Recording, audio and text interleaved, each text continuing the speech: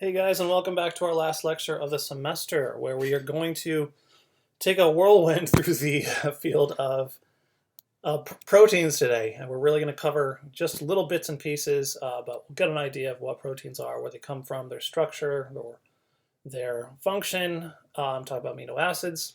So a lot of stuff to get through, but let's get through the last section. So again, we're going to be talking about amino acids, the building blocks of proteins, how we build them up, and the function of these proteins. So proteins, there are thousands and thousands of different types of proteins that serve so many different functions, and they're all polymers. They're like our body. You see this trend in our body. We have polymers of sugar that give storage of energy. We have polymers of amino acids that give us functional protein pieces. So very similar to polymers of sugars, but the fact is we can make up so many different types of functions of proteins by just having a different polymer of different specific sequences of amino acids.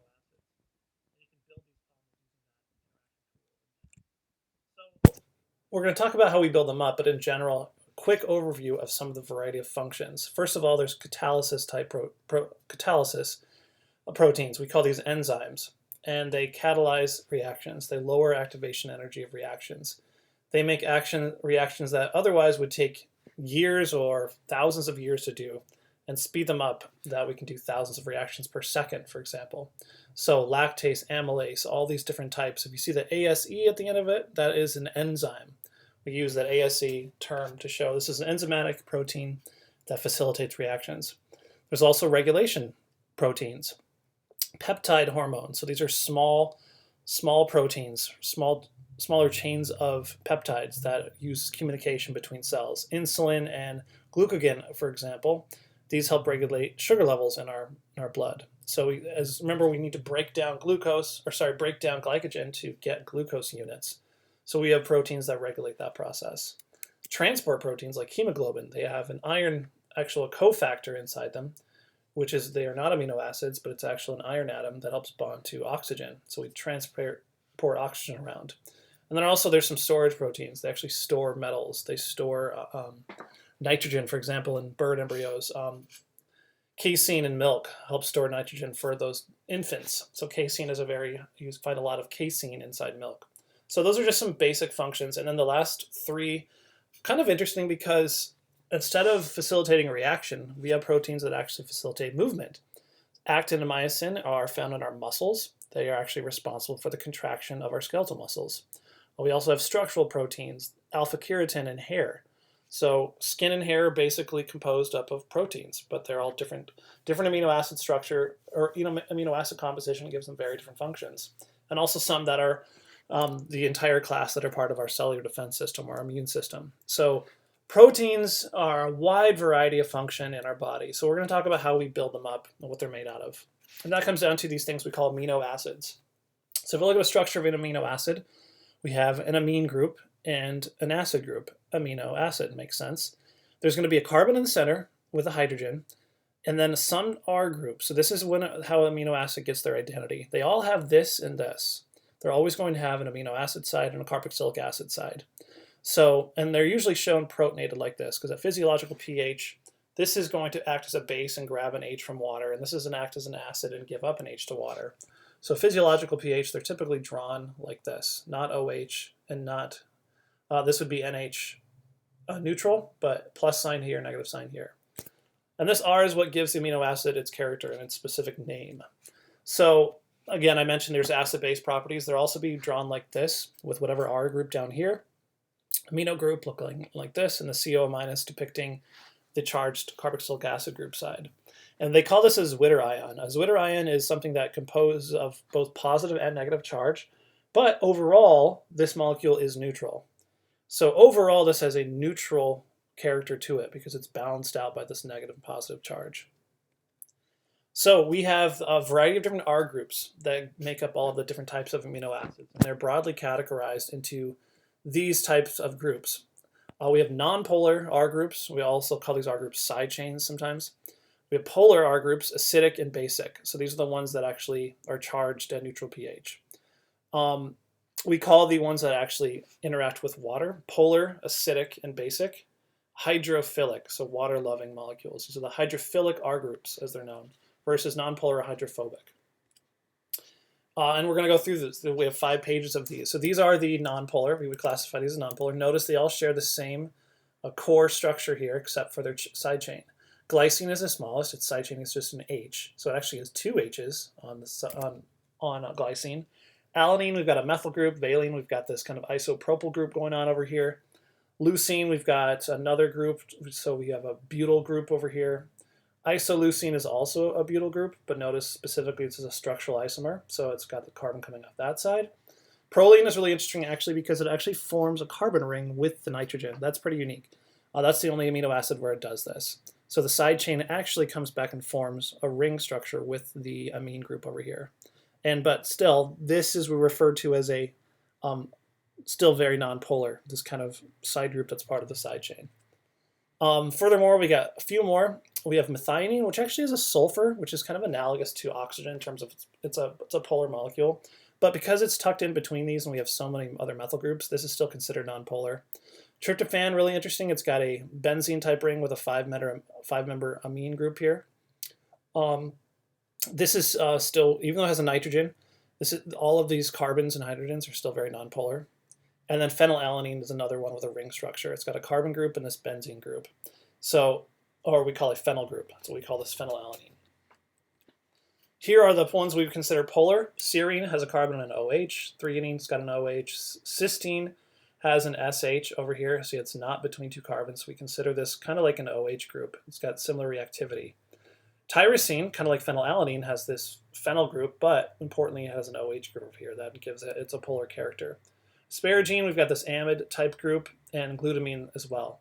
So if you're looking for polar groups, think oxygen, sulfur, and nitrogen groups coming off the ends. You think those would give these polar character. Acidic, also polar by nature.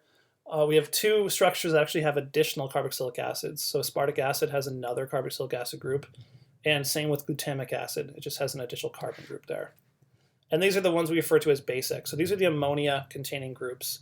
Yeah, we had ammonia here and here, but they're tied up in this carboxylic acid resonance structure. So not super basic, or not that basic. But these are free amines. This is a free amine. NH2, this is a free amine, even though there's another double bond here. It's not tied up as strong in any kind of resonance structure. And histidine as well. We refer to all these 3 as basic groups, and they're going to be positively charged at physiologic pH typically. So these are the building blocks. Notice we have a lot of variety. Think of how many different chains of these we could make, polymers of these. So we build them up by forming peptide bonds, or amide bonds, essentially. It's another condensation reaction. So the carboxylic side, or the C terminus, as we call this is the N terminus of one group, will react with the N terminus of the other. And notice we're going to lose water. And the bond that forms is going to be an amide bond. We call this the peptide bond. If you're trying to find a peptide bond, look to the carboxylic acid group that's next to the carbon group that has this R group. And then notice this is the N that's next to this carbon group that has an R group. It's the amide bond between these 2 R groups. That is our peptide bond. And that is the bond that we form. And you keep doing that over and over again, and you get these long chains of amino acid groups.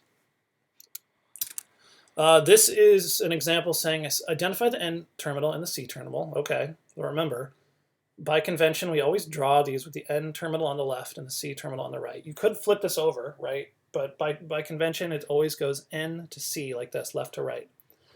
And it says, and the 3 amino acids in the following peptide, show the sequence using the 3-letter abbreviations and name the peptide. Well, clearly you don't have all these memorized, and you're not going to have these memorized for this course. In biochemistry, you would actually have to know that this right here is valine, and this is glycine, for example. But you don't have to know that yet. But you need to recognize how to find that. So, yes, I just said this is valine. And notice it's tied up in a carboxylic acid group, or sorry, an amide bond now. But by looking at this side chain, we know that this came from valine. And then going further, looking at this side chain, we know this H came from glycine. And looking further, we know that this side chain came from alanine. If you were to have these in front of you, you should be able to identify that and go, oh yeah, this came from valine, this is an alanine side chain, and this is a glycine side chain. And they all have three-letter designations to them: gly, ALA, and VAL for these three. So if we're going to name this tripeptide, you could call it VAL-gly-ALA. Another way these are named, though, notice, you take the valine and call it valyl or valyl. You take the glycine and call it glycyl. You add YL to these, and then you name the last peptide in the chain. So this is valyl glycyl alanine is another way we would name this. This is just the three-letter abbreviation, and this is like the actual name you might name this. I'll be honest, this method I don't see too often. Usually if it's an important peptide, if it's an important tri or some small peptide sequence, it usually has a common name, and we call it either way. Again, this is the N-terminal, and this is the C-terminal end. And it says, using that table again, if you had this in front of you, could you draw the structure of a generic tetrapeptide? So you need to think, how do I draw the structure of a peptide in general? Go back to this. This would be the start of this problem. You take something that has an ammonia group and a carboxylic acid group and an R, and you need to add it to another one with an R2, and you form a peptide bond. So you're drawing this, and then you continue on. You're going to do the same thing with the R3 and R4 until you get something like this. Again, you've always got this N and C terminus, and all this looks the same. You've got C double bond O N H carbon with its R group. C double bond O N H carbon with its R group. Same. C double bond O N H carbon with its R group, and all these H's should be there as well. So that's how you would draw a generic tetrapeptide. Then it says, draw this specific one. Okay, so amino.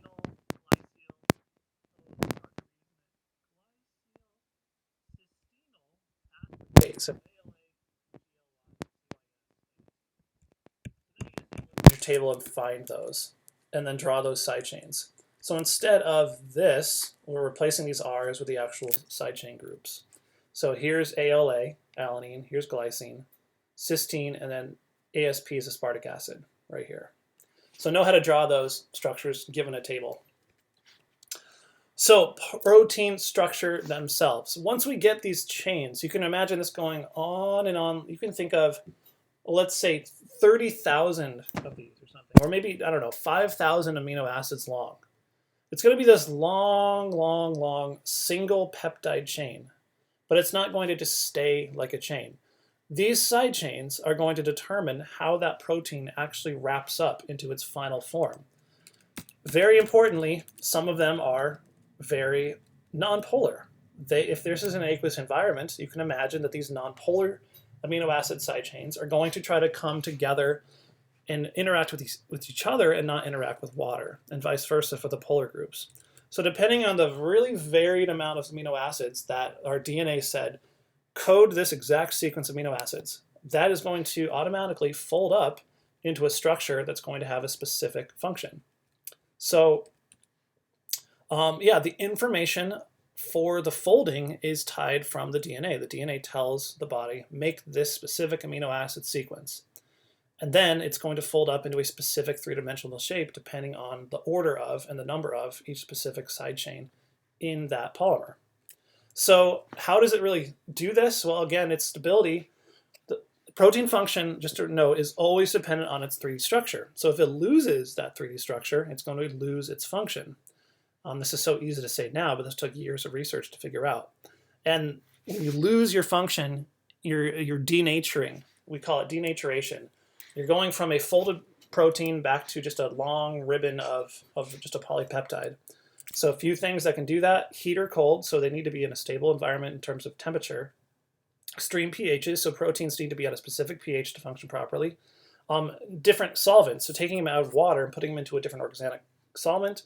And then chaotropic agents. These are actually things that can break down disulfide bonds, or these are things that can actually, by just adding a chemical, can actually sometimes denature specific proteins.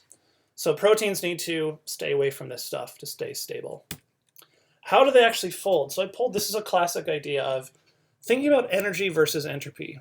Remember, the universe tends to get more disordered.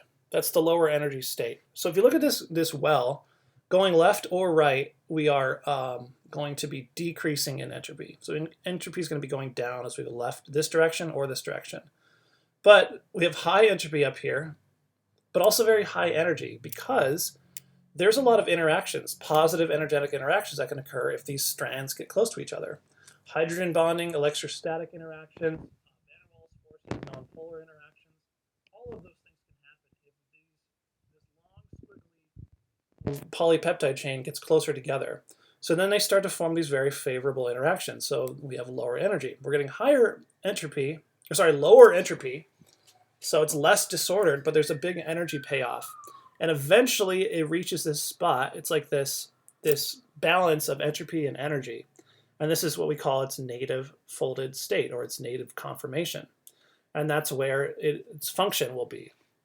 So this is the idea of all the information that this needs to get into its specific function comes from the fact that these are all going to be lined up in a specific sequence. Alanine, glycine, valine, alanine, etc., whatever it might be, our DNA holds that information, and we build these proteins with specific functions. So we describe the structure of protein by 4 different words. The primary structure is just the amino acid sequence. When we're talking about the primary structure, we were referring to the fact that it's methionine, alanine, glutamine, etc.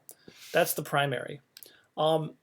Secondary structure is when we start to the chain itself starts to make sections of order. These are small pieces of a larger protein. Notice when you go to the tertiary structure, this alpha helix, as it's called, is a specific type of secondary structure. Proteins form these ribbon helices, sorry, not ribbons, these coiled helices due to hydrogen bonding and other interactions between the side chains. Those types we call secondary. And the alpha helix is one of the most important ones here. It's one of the few that we have. Notice on the backbone, we have a nitrogen that interacts with the carboxylic acid group. So we have these hydrogen bonds that can happen. That happens at a specific ratio of distance, and we get these coils, and they're represented by these cartoon structures and protein structures. This entire protein is built up of different secondary structure, like these alpha helices, and each alpha helix is made up of a specific primary structure of a specific order of amino acids. So here's our secondary structure. Another type is the beta sheet. This is where we have straight lines of, not necessarily straight lines, they are, there's some bend in this because of the bond angles, but they form hydrogen bonds across from each other.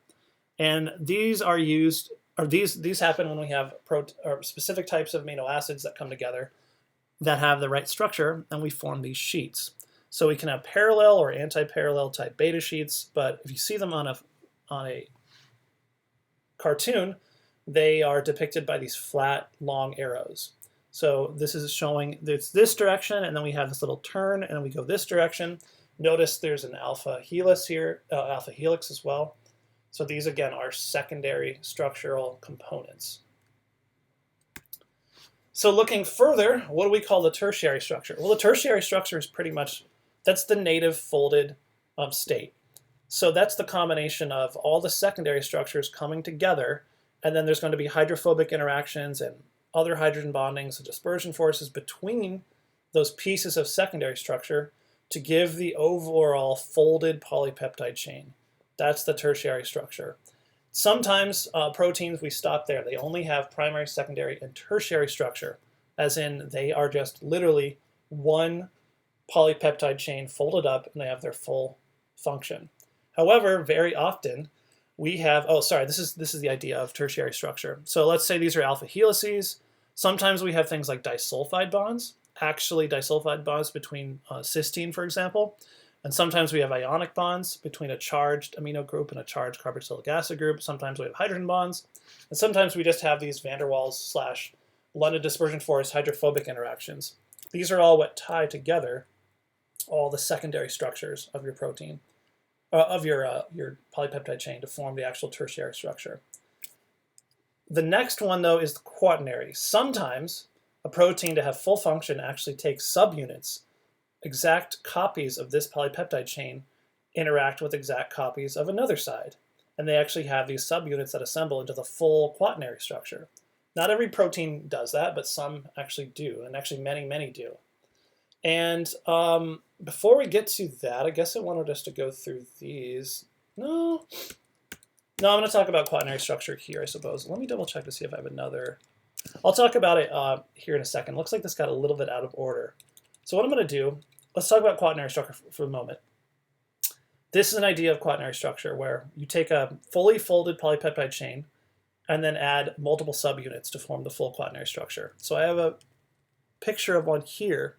So notice, it's a little bit hard to tell, but notice these are all the same subunit. They're just different, they're coordinated in such a way that they form the full unit. So these are being held together through non-covalent interactions to form the full quaternary structure of this protein complex. And this, for example, very commonly are ion channel proteins. So they form this channel by using these quaternary structures, and this happens naturally. The information to form this is also built in from that primary sequence to give the overall full structure of a quaternary structure. Let's go back to this problem really quick. This says determine if the following amino acids are more likely to be folded to the interior or exterior of a protein synthesized in an aqueous environment. Okay, so think about that. We have water floating all around and we're going to synthesize a protein. Where are the polar proteins going to be and where are the the polar amino acid chains going to be and where are the nonpolar? Well, if water is on the outside of a protein, you would expect to find the more polar amino acids on the outside. The interior is where the more nonpolar will form because there's going to be water excluded from that. So we have to figure out what is the polar or nonpolar character of these amino acids. So asparagine, let's look at that. The side chain looks like this. Remember, this is technically a polar group. So if we go back to this, way over here, polar, we've got these, there's asparagine. Remember, we don't refer to this as a basic protein, but we do refer to this as a polar protein. This has this ammonia group with a lone pair. This is a polar, or not protein, excuse me, a polar amino acid. So polar would be on the outside, interacting with water. Yes, this can easily form hydrogen bonds with water. This is going to be on the exterior of these types of proteins. Isoleucine, if you look at this, this is all nonpolar. So this is going to tuck inside the interior and inform dispersion forces with other nonpolar amino acid side chains if it can. It would not like to interact on the outside. So this gives you an idea of how proteins are going to fold depending on the amount of polar or nonpolar amino acids that they have in a primary sequence. This gives you a picture of how this actually happens naturally. Glutamic acid, this is polar, exterior, and then phenylalanine, this is nonpolar, interior as well. Another interaction that I spoke of briefly was the fact that if you have two cysteines across from each other, maybe across a beta sheet or just really close to each other in the tertiary structure, they can form disulfide bonds. So these are covalent bonds between two sulfur groups. And these lend to the tertiary structure of your proteins. So this says there's peptide hormones, vasopressin and oxytocin. They actually depend on these disulfide bonds to achieve their overall function. So these are hormones, really powerful hormone peptides that help with binding specific receptor proteins. So if you break the disulfide bond on these proteins, they are going to very quickly lose their structure and their function. Here are those small peptide hormones, vasopressin and oxytocin. This is just kind of a really straight chain version. This is not the actual real structure, but it's showing you the amount of amino acids. So this is a small peptide hormone. It's not a really big protein, typical kind of protein. It's just a small chain. But cysteine and cysteine here are bound together, and same for oxytocin. Notice the slight differences in the primary sequence for these two. This is phenylalanine, this is isoleucine, and this is arginine, and this is leucine. So that's the only difference between these, but just because those small differences lend to different structural and also different functionalities for these two different peptide hormones. Talked about quaternary structure. Last piece of information for this chapter is the fact that many times we also find things called cofactors. So these are not just amino acids, but we can have metals, metal ions, for example, inside pockets of our proteins that form very important function. This is referred to as a zinc finger. This is the cofactor zoomed in, and here it is in the full structure. These are proteins that bind to DNA, and they need these to do a lot of catalysis happens at metal centers. If you get into the world of inorganic chemistry, you really start to realize the power of metals when it comes to catalysis of reactions. So sometimes we have metals for catalysis. Sometimes we have metals for transport. So I'm going to jump to this unit. So hemoglobin is a protein. And notice hemoglobin has 1, 2, 3, 4 subunits. These two are the same, and these two are the same. So overall, hemoglobin, the complex, needs these alpha and beta subunits to form together. And they also have these cofactors. Notice this thing. This thing is called a heme. This is this ring structure of a bunch of ammonia or amine groups that coordinate and bind to this iron group. This huge structure actually is tucked inside the hemoglobin.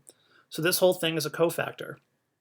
Iron allows us to bond oxygen molecules to it and transport. Oxygen does not transport very well in water. It's not very soluble in water. Oxygen is a perfectly symmetrical non-polar molecule, so we could expect it to not dissolve in water very well. This is how we transport it through our system. So 4 polypeptide chains, 2 alpha, 2 beta, with slightly different numbers of amino acids and different sequences. So sometimes we see full quaternary structures that don't have 4 of the same subunits. These have 2 of the same and 2 of the same coming together to give 4 total for hemoglobin. Okay, so to wrap up I know that was probably very fast, but it was a lot of material to get through. We've got our primary structure. That is just literally the sequence of amino acids from N to C. And it's covalently bound. That's the polymer noodle, essentially. Secondary is when that polymer noodle starts to form these patterns. So we have these alpha helices and beta sheets, these sections of order. Finally, those alpha helices and beta sheets come together to form the full folded chain, the tertiary structure. So you've got all these intermolecular reactions between side chains. You also have disulfide bonds that come into play, and this also may involve cofactors that bring this whole thing together. Quaternary structure involves those proteins that actually need more than one subunit, more than one chain to come together to form the full functional unit. And that is the end of that. That is the fastest I've ever spoken on these topics. But again, you don't need to memorize anything. You just need to know these concepts for the exam. You guys should do just fine. Make sure you're reading the book and going along with this as needed. And with that, we are done with material for the year. Thank you so much, guys, for listening and watching. Don't forget to smash that like button and subscribe. Turn on notifications, and we'll see you guys hopefully in the fall very soon.